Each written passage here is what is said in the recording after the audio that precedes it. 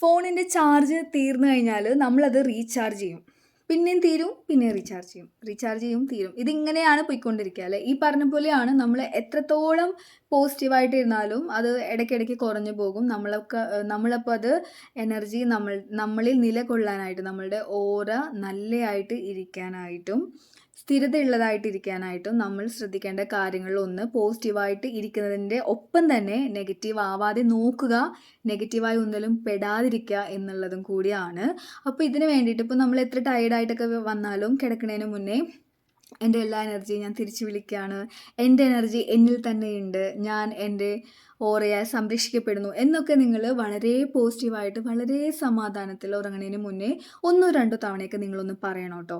അങ്ങനെയാണെങ്കിൽ നമുക്ക് ആ ഒരു നമ്മളുടെ എനർജി നമ്മളിൽ നിന്ന് പോയി എന്തൊക്കെയോ നമ്മളത് വിശ്വസിക്കണം. അഫർമേഷൻ കൊടുക്കുക, മനസ്സിലത് വിശ്വസിക്കുക. നിങ്ങളുടെ എനർജി നിങ്ങൾക്ക് ഏത് രീതിയിൽ കാണാനാണോ ഇഷ്ടം ആ രീതിയിൽ അവ നിങ്ങളിലേക്ക് കടന്നു വരുന്നതായിട്ട് നിങ്ങൾ ഇമാജിൻ ചെയ്യുക, വിഷ്വലൈസ് ചെയ്യുക, അത് വിശ്വസിക്കുക.